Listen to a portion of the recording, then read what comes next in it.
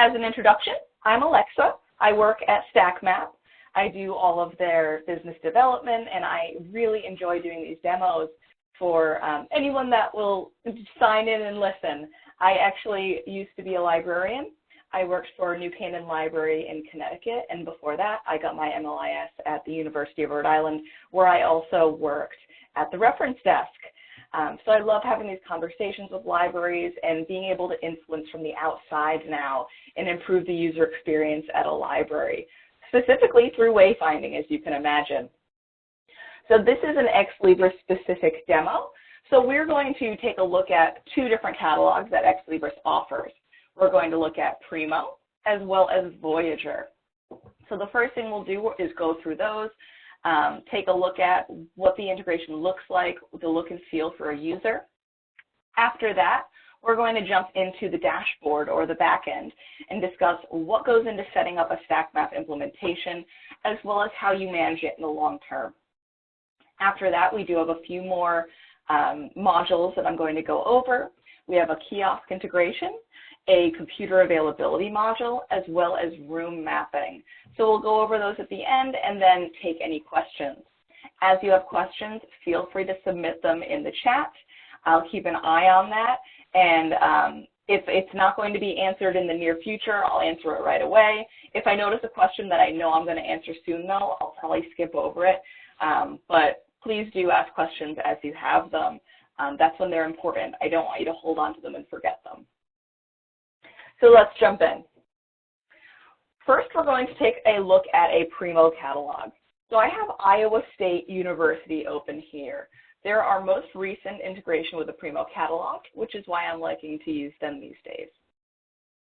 I will also send you all of this information after the call if you provide me your email. The way you could do that is by messaging me in the chat. Feel free to do it individually if you would like. So again, I am in Primo here at Iowa State. I did a search for history. With the results that pop up, you're going to notice that the physical items that are available at the Parks Library are going to have these blue Map It buttons. Now, if I wanted to check out this item or see where it is in the library, I can click Map It. From here, I get a map of the library. This particular item is a neat one because it's unusual in that it is in special collections. So let's go down to there. So you can see here it's actually targeted right in special collections as its location. So this is showing where it is in the library. I'm guessing that their particular special collections probably aren't mapped down to the range. So let's look at another example. So here's an item in their general collection. If I click Map It, once again, I get a map of the library.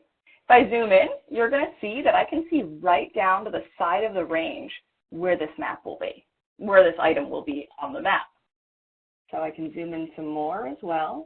So right down to the side of range, that's where the item will be in the library. Down below, you can see there are also some nice text directions included. These can be as specific as you would like, right down to the collection and range. I really like what they did here because they did put some extra information about, you know, if you still aren't able to access the item, visit the circulation desk on the first floor. So this is a really handy area where you can put extra notes about how to access items themselves as well. So for example, if this item were in a closed stack, those can sometimes be a little arduous and scary for a student to actually haul open. And if they are able to be accessed by students, it's a great thing to put in here, the directions of how to open them. But this is going to be customizable by the collection. I really like their map. I think it's nice and straightforward.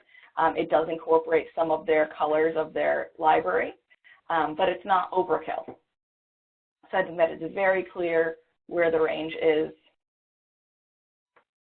on the map, highlighted in red. There are some customizations that we can do right here. We can change the color of the Map It button if you would like. We can also change the verbiage on it. So if you wanted it to say find it or locate it instead, we would happily do that for you. We can also customize when it shows based on the status. So for example, these particular items are available and the Map It button is showing. If the item were checked out, we could take the Map It button away. And I think that that's actually very helpful because I don't believe a lot of our students always click through to the full record. So by having it right here and seeing the availability, they'll know everything right away. And I'm not always sure that they're always looking at the availability status. So the Map It button can be an extra indicator of its availability. Just as if something's missing, we can take away the Map It buttons as well. The Map It button will also be on the full record when I click through.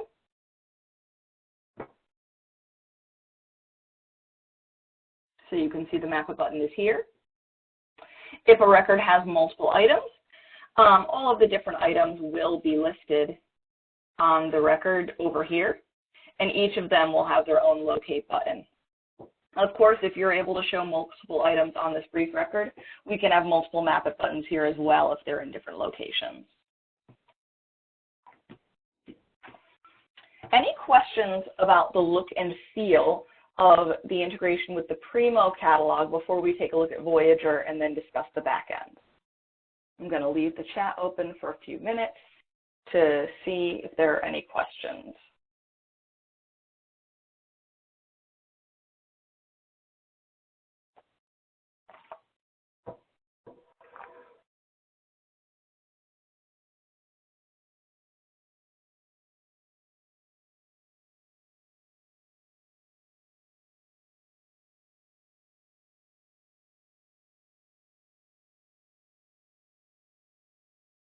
All right. Seeing none, I'm going to jump into Voyager. Some of you with Primo catalogs may still have the more classic catalog version of an Ex Libris catalog, which is Voyager, or some of you may just have that as your primary catalog, in which case I do want to highlight this one as well. This is University of Richmond. At their law library, they have us integrated. Keep in mind, this is an all-in-one catalog, so any items that don't have Map It buttons, it's likely because it's the main library, as you can see right here. So I've done a search for, I believe I did a search for law history in here. Let's refresh that. We're going to notice as the items populate here, once again, the available items have the Map It button.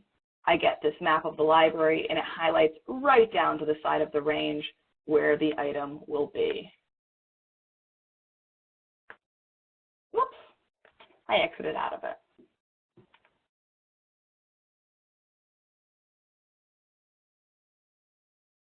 All right, so once again, you can zoom in and out very easily. These can be printed as well. We find that a lot of our users tend to take a picture with their phone and go from there. But if they're searching from their mobile device, they'll easily be able to access the Map It button there as well. Once again, they've done a really nice job with their text directions down to the individual range. These are completely customizable according to your library. And then they even have the permalink here as well, so that they can easily text or email the links to themselves from the OPAC.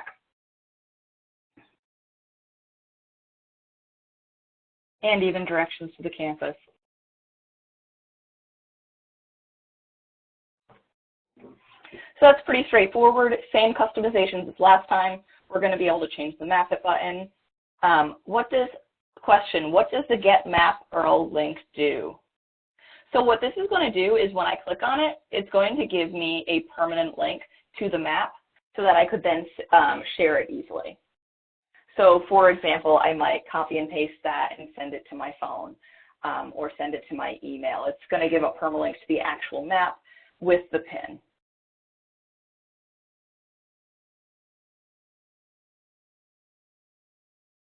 Any other questions about this integration before we move on? We're going to talk about the back end and how it gets put together.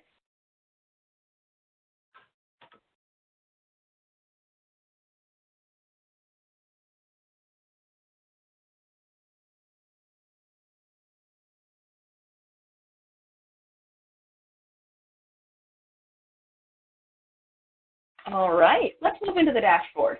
Oh, here we go. Question regarding the maps. Are these maps that we can just pull from our current floor plans, or are they maps we need to create specifically for StackMap? Amazing question. We're going to go over that in just 2 seconds when we get into the dashboard.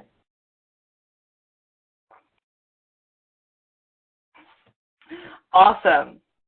So let's take a look in the dashboard. This is the back-end dashboard. You'll be able to sign into this at any time as a library administrator. This is where we put your integration together. This is also where you'll be able to manage it in the long term. When we create your StackMap integration, we only need to start with 2 things from you. Those 2 things are some sort of a floor plan and a spreadsheet with first and last call number of your ranges. So those are only 2 things we need from you. We will do all the rest. It takes us about 4 weeks to put your integration together. The first thing that we do when we create your integration is we're going to create your floor plans. And so we just got the question 2 about floor plans, and that's such a good question because we do a few different things here. I mentioned that we're going to ask you for something. What that means is we're going to need blueprint, architectural plan, anything you have that can give us a bird's eye view of your floor is going to be helpful. From there, we'll have a conversation about what you want your final map to look like. Of course, if you have a map already that you use that you want to integrate, we can directly integrate that as well. In fact, a great example of that would be the Richmond Law example. This was a map that they had handy that they wanted to use. On the other hand, if you don't have something, but you want us to create a map for you, you can provide us a blueprint and we can create a map for you that brings in your all of your library colors and your style guide into account. A great example would be the Iowa State one.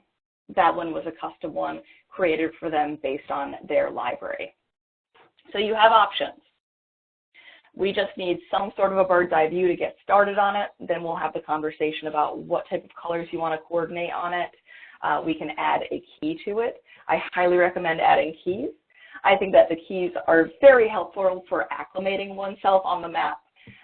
That's why we put these landmarks on there, like restrooms and stairwells and information desks. These things we can all add to your map as well. Once we create your map, we will upload it to the dashboard. With your map uploaded to the dashboard, you'll be able to download it from here at any time. It will live here as a JPEG. And we encourage you to use it for other things. Feel free to put it on your site, use it internally, externally, however you would like. We like everyone to get the most bang for their buck, so definitely use it. Right here, you can see the text directions for the library floor. These can be modified, as you can see, right at any second. So if a floor is ever inaccessible, feel free to add a note there. This is where we can add all of that in. Any questions about the floor plans before we get into how we place your ranges onto them? Because we're going to go over that next. Give you about 15 seconds to get your questions in.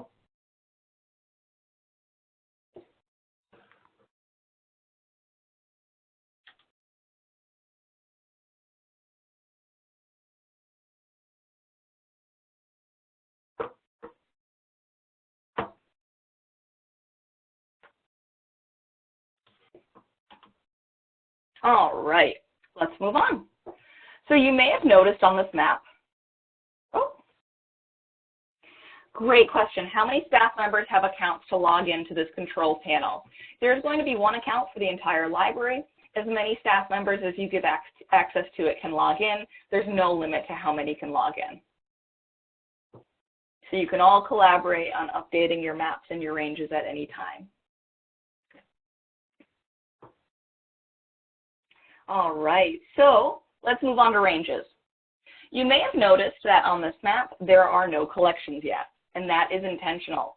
What we do is we upload your map to the dashboard, and then on the back end, we add the ranges.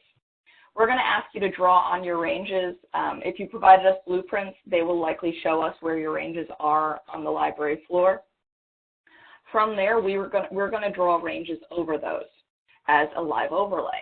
This way, you can easily adjust your ranges at any time without messing with that background static map. So for example, if I want to add 20 ranges to this map, I can type 20, click New Group. It populates in the corner, and now I can resize this and drag and drop it onto the map. Nice and simple. So our implementation team will do all of this for you, but I still like to show you how it goes because you're going to be able to see that you can very easily modify your maps at any time just by signing into here. In fact, you can add ranges to groups, subtract ranges from groups. If you're ever considering doing a change of spaces, feel free to use this as a tool. You can always jump into here and drag and drop things and see how they'll fit elsewhere. Get some approximate measures there, see if you might need to weed to make something fit. It's a really great way to also reimagine your space.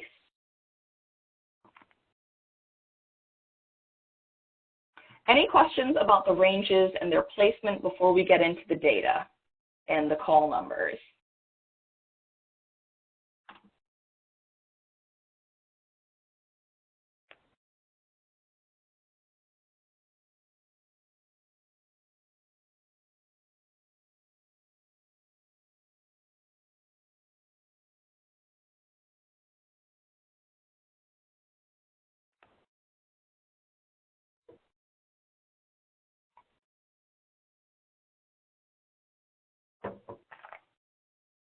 All right, seeing none, let's talk about the data. I had mentioned earlier in the call, we're going to send you a spreadsheet. In that spreadsheet, we're going to ask you to fill in the first and last call numbers of the ranges in your library.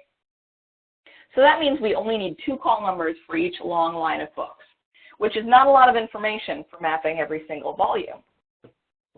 If you have end cap signs, you have this all collected already. So those end cap signs on the side of your ranges that say what's within them, that's what we're looking for. So if you have those already and they're up to date, feel free to just push them into our spreadsheet and we'll work from there. If not, we can provide you methods of collecting that quickly. So we're going to ask you to put that into a spreadsheet and send that to us. Once we receive that spreadsheet, we will upload it to your dashboard and make sure that it coordinates with each of your ranges correctly. From here, you may never need to look at that spreadsheet again, which is a relief to some. If you need to update your ranges because you do some major shifting, what you can actually do is sign right here into the dashboard, click on a range, and update here. I personally think that this is really is a lot easier because you don't have to go looking for the range in the spreadsheet. Now I can know, all right, visually I'm 4 ranges in on the left or A or B side of the range, click it and update it. So this can very easily be done when you're doing a shift. You could take this out onto the floor on a mobile device after, walk the ranges, and just click on them as you're walking by and update as needed. So you know currently when you're shifting, what you do is need to update those end cap signs. Instead, you would update this, and in turn, we're going to be able to generate all of your end cap range signs. So this will fit right into your normal process, no extra work.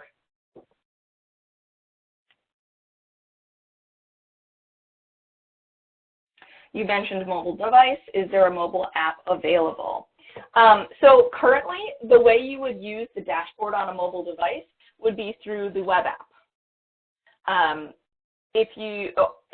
Also on the front end, if you're searching the catalog, that's going to be through the web app, or through, if you have a library app, we can integrate directly into that for the front end. For the back end, it's going to be right through the mobile, through the web app, through a browser on any device. Usually people are going to be going on the fly on a laptop, but if you're using an iPad or a phone, you can absolutely do that right in the browser. So from here, all of your range signs will be generated. We can actually adjust this template to match something of your choosing. If you want your logo on there, we can change the font to match your style guide at your university or library. Let's see. There are a bunch of things we can do there, and this way you can print all of your range signs in one sweep. which is really helpful. Or if you ever need to, you can always just click on an individual one and print that individual sign and save some paper. We work with all types of call numbers. We work in public libraries as well, where there are a lot of made-up call number systems. So if you have a call number system with letters and numbers and you're unsure, I can tell you we can probably map it. We've mapped a lot of different original call numbers. We use pseudocs, all sorts of, and also international call number sets. Now from here, your integration would be just about complete. Before we move on though, I should open up for questions about the data. Any questions about data or the range signs?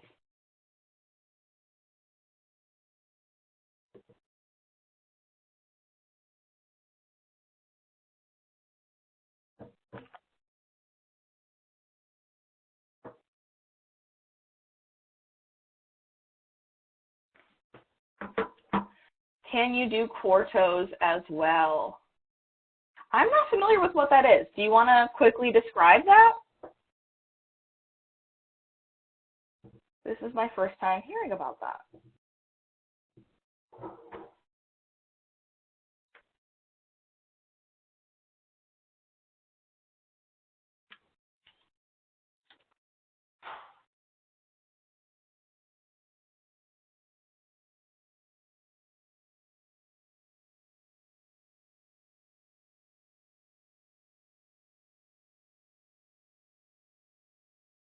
Oh, is quarto when you do height?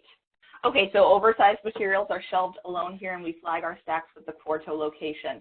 Absolutely. If you have anything that's organized in a different way, we can always revert to just by their location or by something else in their record that will identify them as such. Not a problem. Great question.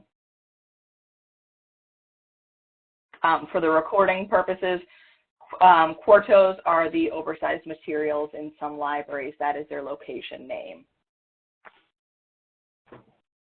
All right. Any other questions about the data?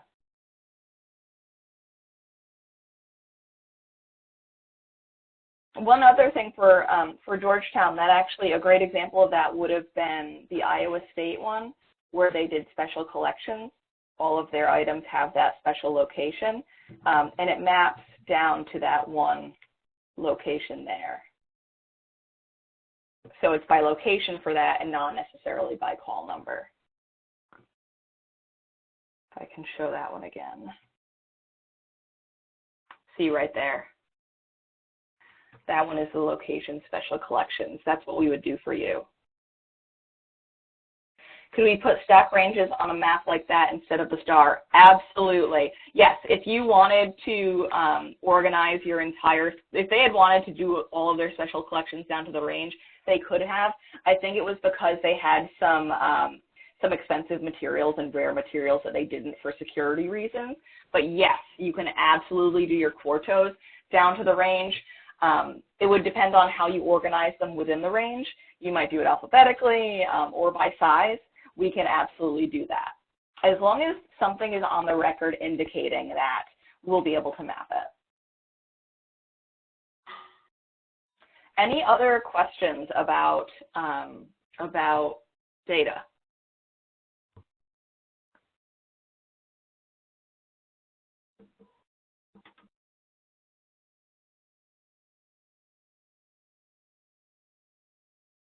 All right, let's move on. Now from here, your integration would be just about complete.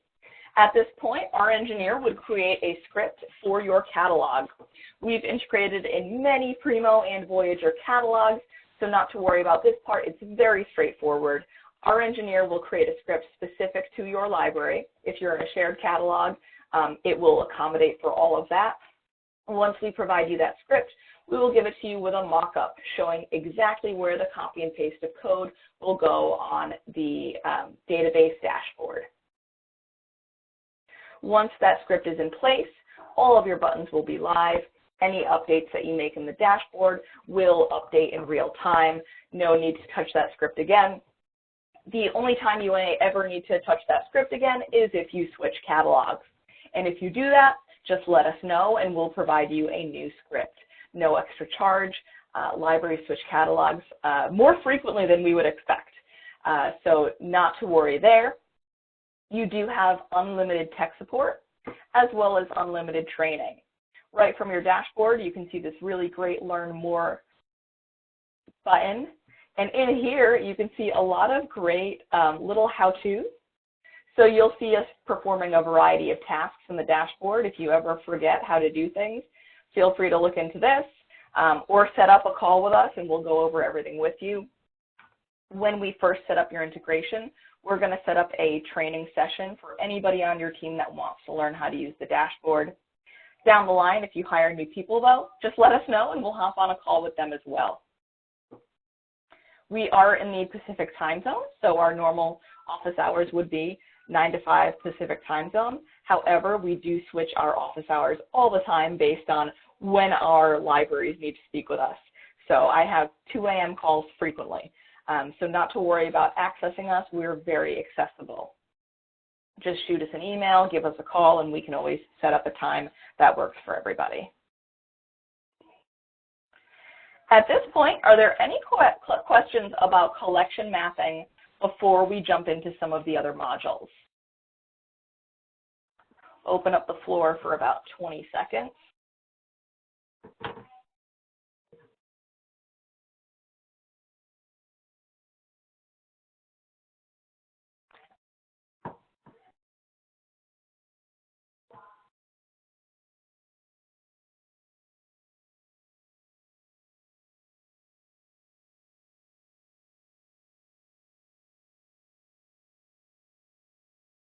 All right, seeing none, let's start taking a look at some of the other modules. In addition to collection mapping, we also have a kiosk integration. This is called Explore. As you can imagine, this can integrate onto any kiosk that your library may have. If you don't have a kiosk, not to worry, this could also go on your library's website. What this allows for is a virtual floor plan so that one can easily browse the library by subject as well as by place. This was inspired by a lot of our libraries were thinking about malls and how people enter a mall and see a large wayfinding kiosk there, showing them their stores, and that's what brought this about. We wanted to be able to give that point of service right in a lobby in a library or right from the site. So what we do with this is we place all of your floor plans into one convenient location. Off to the side, there is a list of topics. See off to this left side. These subjects are all created by the library. So you're going to be able to add and subtract from this at any time, create your own subjects. And now if I want to see all of the items in the library about architects, I can click on that. It then brings me to the floor where the item will be. From here, I can see all of the ranges that pertain to that topic. I can also continue to explore the floor by clicking on some of the other topics and seeing where they are. At this point, I could also go back and choose a different topic. So I just clicked on arts, and as you can see, we're now on the second floor. From here, I can continue to adventure on this floor for different topics. So this is great for the browsing user without something particular in mind. So perhaps they're not ready to jump into the catalog. They just need to know the general area where their study is. This is perfect for them. This can also highlight other places in the library. So of course, as we all know, the most popular question at the information desk is always, where are the restrooms? So one could easily click on that here, see all of the floors where they are, and then depending on where they are in the library, figure out where the restrooms are. So now I can see them all highlighted on this floor. These are all clickable as well.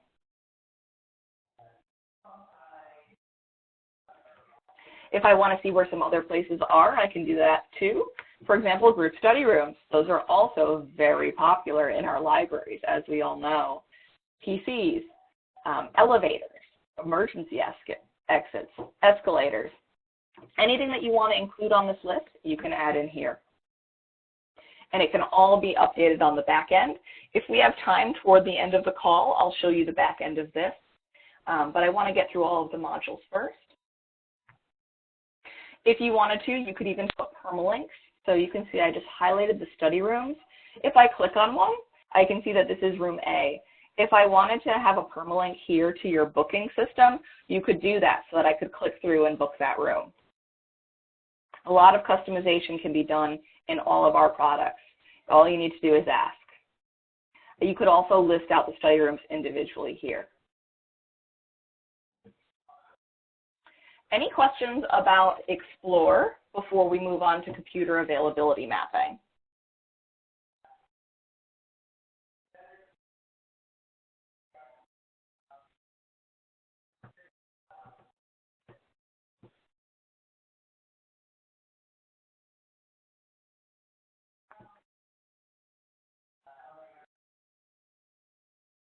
All right, let's take a look at computer availability mapping. This is computer availability mapping. This is featured on Case Western's library site. What it does is it puts all of your computers onto your map and then shows their availability. So here, the green boxes are available computers and the red boxes are not available computers. This is great for your students to be able to see how busy your computer lab is at any time of day, in any place. If they're in the car and want to see, you know, if I go to the library now, will I be able to print? This is going to let them know what their chances are. As I hover over the computer, I can see the operating system operating on it. I can see the name of the computer. They have their computers named after all of the presidents.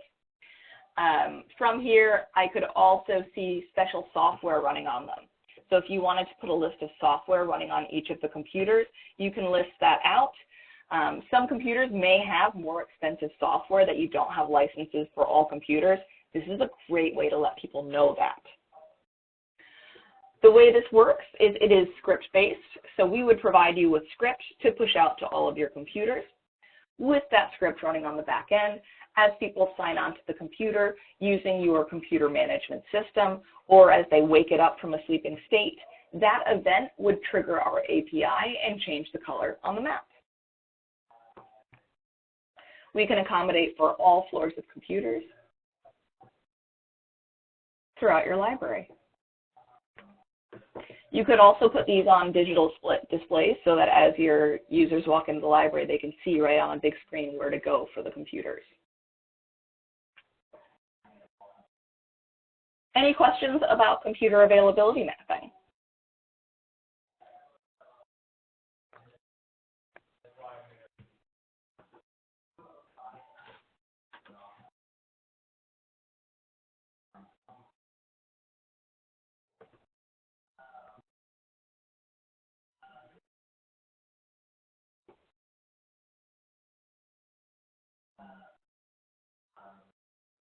Can patrons see a list of available computers? If you'd like, we could provide you a box that says, you know, XYZ number of computers available with the listed name. That's something we could definitely provide you to have on the site. In fact, I believe it was University of Manitoba who has this. They have some sort of a little widget that says the number of available computers. That's all information that we can scrape right from here, so yes. Any other questions?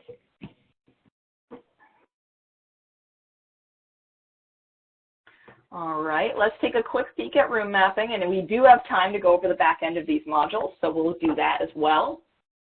Room mapping is pretty straightforward. If you have a room reservation system like LibCal or any other room reservation system, we can provide you map graphics to upload into it. So for example, on the back end of LibCal, you can upload a picture for each room. We can provide you that image to upload there showing a pin where the room is. So that's a pretty straightforward integration right there. That would all be done on the back end of whatever your reservation system is. I did see one other question about computers. Can you name the computers for the purpose of mapping? Absolutely, you can name the computers for the purpose of mapping. We would need to name all of them so we know how to identify all of them. Many people just do numbers, like here, but you could certainly name them, full names if you would like. Since we do have a few minutes, I'm going to go over the dashboard for Explore. You're going to be able to toggle into Explore right from your normal collection mapping dashboard. We will move over all of your ranges from your collection mapping. From here, we're going to ask you for a subject list. You'll provide us a subject list that we will upload into here. From here, you can add and subtract from this at any time. All of your ranges will be listed from your collections. You can go through each of your ranges and just select the subjects that apply. We'll do this initially, but you can easily change them at any time. For places, I think this is really, really neat because it's free form. What we're going to do is have your map in here. To highlight a place on the map, all you do is click Add. It will create a box in the corner. From here, I can reshape this box and highlight anything I would like. Here, I would click Edit, put a name of the place, and a description or a permalink, whatever I would like to put in here to describe that place. These can be moved at any time, deleted, added to, whatever you would like. Any questions about that? I'm also jumping into the computer availability backend while we've got a few minutes. Computer availability is very similar to ranges. You would add your computers or subtract them or move them at any time, just like you do ranges. This is also where you can change the information on them, change the description, perhaps the OS changed. This is where you could name it. From here, we can actually provide you some nice, robust analytics just based on that simple sign in, sign out of the computer. So we're going to be able to tell you how many minutes it was on, the more popular OS, the more popular area, so you can figure out which computers you need to buy more of or where you might want to move them. This can actually be filtered by month, by floor, so you can find out the more popular floor, as well as the months that are getting the most computer use, which is super helpful to know, helps you to defend your purchasing with administration. One other thing about computer availability, the only thing we know is the event that occurred. We don't know who did it, so no worries about that. It's not a privacy concern. All we know is that an action occurred on the computer, nothing more.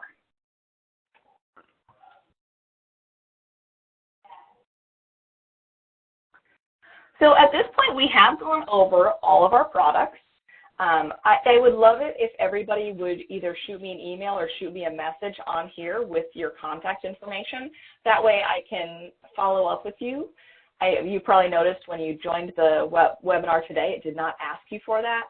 So I would really, really like to be able to contact you after this if you would message me individually right here and join me, or if you don't mind putting it in the group chat, you could do that as well. Whatever is easiest for you. You're welcome to email me after the call. My email is alexa@stackmap.com. You can also email sales@stackmap.com. That will come to me as well.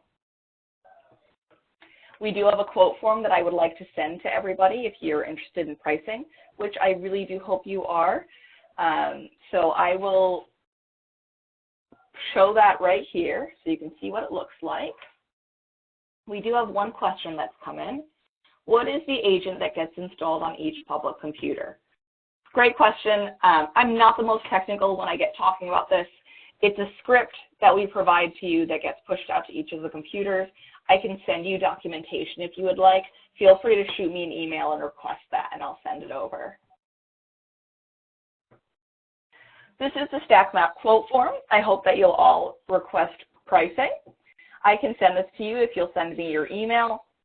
When you fill it in, put your institution, number of libraries, number of floors. Few other notes, number of volumes. I only want to know your physical volumes because I don't want to charge you for digital volumes. We wouldn't be mapping those. For any of the additional modules, you can check them off and it will ask you some additional questions. For the computers and rooms, please do tell me which floors they're on. If they're on the same floors, I'm able to discount. But if I don't know that they're on the same floors, I can't. So please do write it in exactly how the example says. Any other questions before we part for today?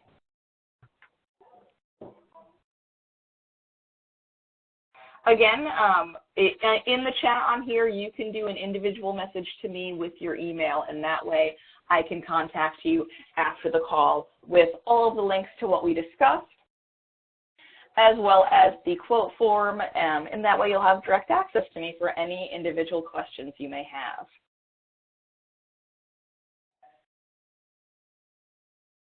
The webinar recording will be made available. I'll send it to you. I'll actually send it with the follow-up, and then I'm going to be sending it to all of my contacts that have the Libris catalogs as well. But if you do want the recording, that's another great reason to send me your email. I would love it if you would show this to your colleagues. Send it to all your friends, even if they're not at your library.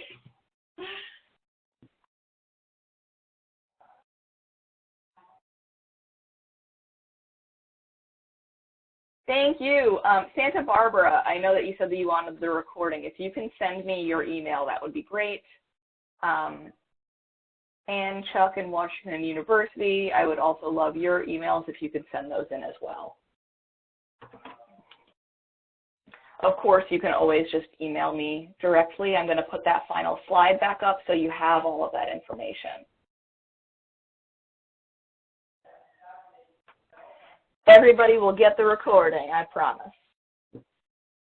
I'm going to stay in the chat for the next few minutes, but that's all for today. You're welcome to leave, but I'm going to stick around for any questions.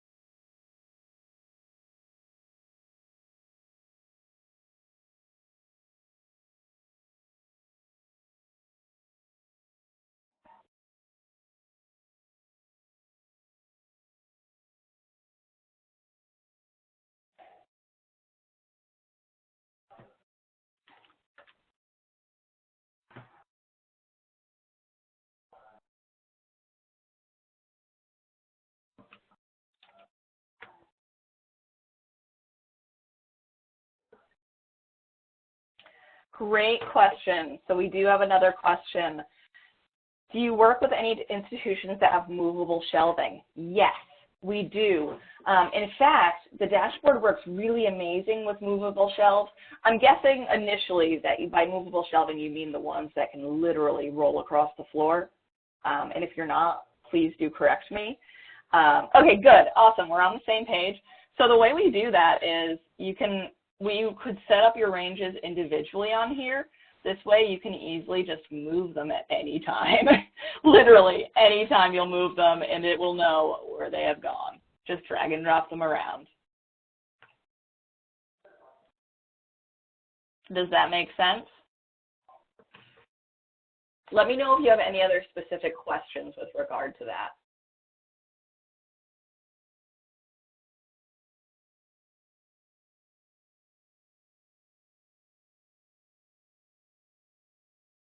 More like the compact shelving. Oh, okay. So for compact shelving, we do, and actually I have a blog post for you that I'm going to link to you right now. But for compact shelving, the way we represent it is we still represent it as normal shelves. First reason is because if they see it as normal shelves on the map, they'll be more keen to actually go to them. Also because it's a lot easier to read individual ranges when they're displayed that way. So for example, as we know, compact shelving is pushed together, that accordion. We still are going to show it as a spread out accordion so that they can actually see. We can bunch it together if you would like. I think it's a little more easily to read this way though, and it's a little more friendly looking. And in fact, this is going to make your compact shelving much more accessible. In the directions, we can put instructions on how to actually physically access that as well. I'm just going to find the link right now. We have a blog post, I believe it was with Yale, about compact shelving. Yep, here we go. I'm going to put it in the chat right here.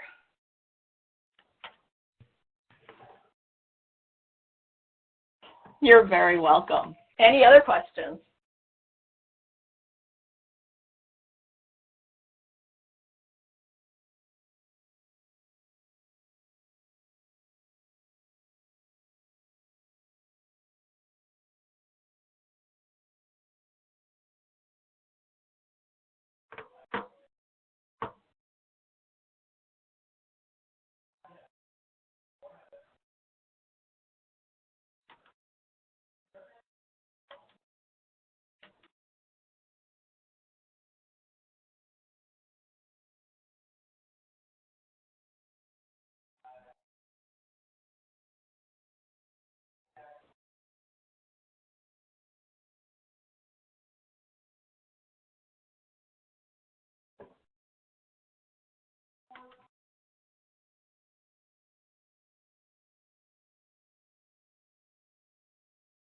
Wonderful, please do. Thank you so much for joining me.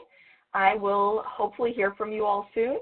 Looking forward to discussing StackMap more with you. Have a good one. Bye.